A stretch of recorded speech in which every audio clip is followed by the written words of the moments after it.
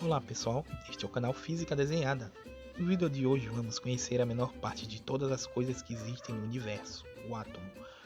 O átomo é uma pequena peça do quebra-cabeças de todas as coisas que podemos ver, tocar e cheirar, sejam pequenas ou gigantescas. O conceito de átomo teve seu início na Grécia Antiga. Os filósofos quebravam rochas em pedaços. Esses pedaços eram quebrados em cascalhos, os cascalhos reduzidos em areia e a areia transformada em pó.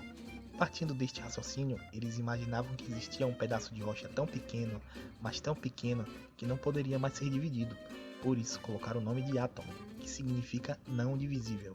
Nascia aí a ideia do átomo.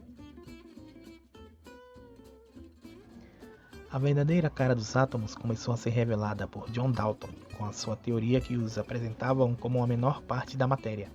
Mas anos depois, outros cientistas também contribuíram para isto, como J.J. Thomson, que descobriu os elétrons, Lord Rutherford, que revelou o núcleo atômico, e Niels Bohr, que organizou os elétrons em níveis de energia.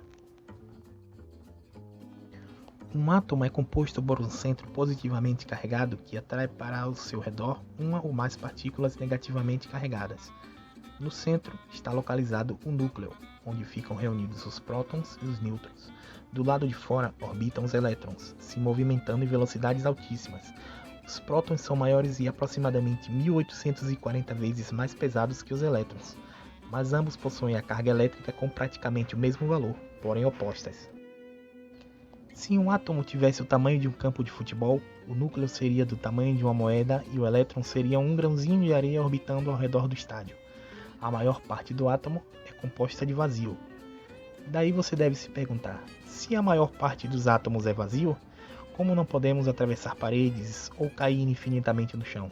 É simples, os elétrons dos átomos do nosso corpo, ou de qualquer outro corpo, seguem um princípio igual ao dos ímãs, onde polos diferentes se atraem e polos iguais se repelem. Portanto, os elétrons dos átomos do nosso corpo se chocam com os elétrons dos átomos de uma parede ou de qualquer outro objeto, por exemplo, e é impossível atravessar.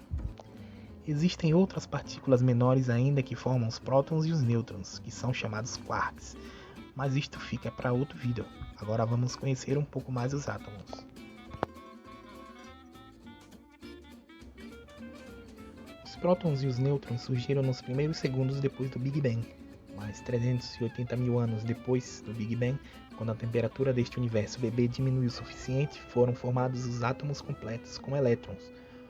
Hoje, as estrelas são os principais berçários de núcleos atômicos, dando origem a vários átomos por fusão nuclear. A fusão nuclear é um processo onde dois átomos são forçados a ficarem tão próximos uns dos outros que se unem, formando um novo átomo e liberando uma quantidade de energia. Muitos dos átomos do nosso corpo são tão antigos quanto o próprio universo. Eles estão por aí há milhares de anos e podem ser bem mais antigos que o Sol ou a Terra.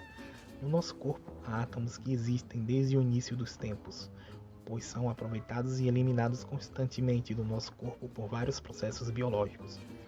Quando nos alimentamos ou respiramos, por exemplo, estamos reaproveitando os átomos que depois vão ser eliminados pelo nosso corpo. Na natureza, eles também são constantemente reaproveitados. Existem muitos átomos espalhados por aí, muitos mesmo, e é quase impossível mensurar a quantidade.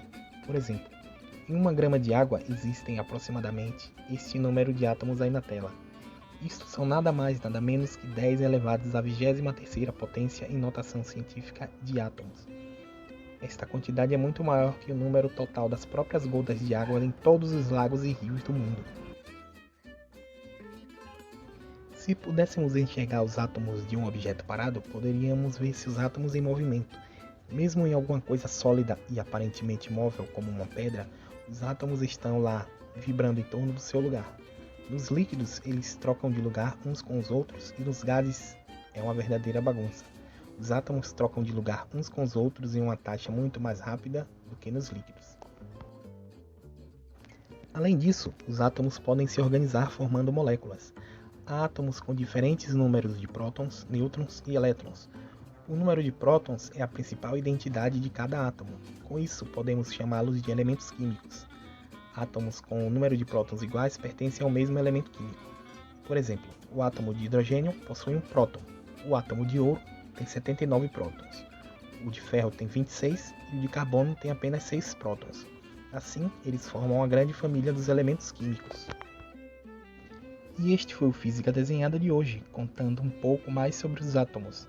Esses pequeninos pedaços podem formar tanto micro-organismos, insetos, carros, prédios, foguetes, quanto planetas, estrelas e nós, os seres humanos.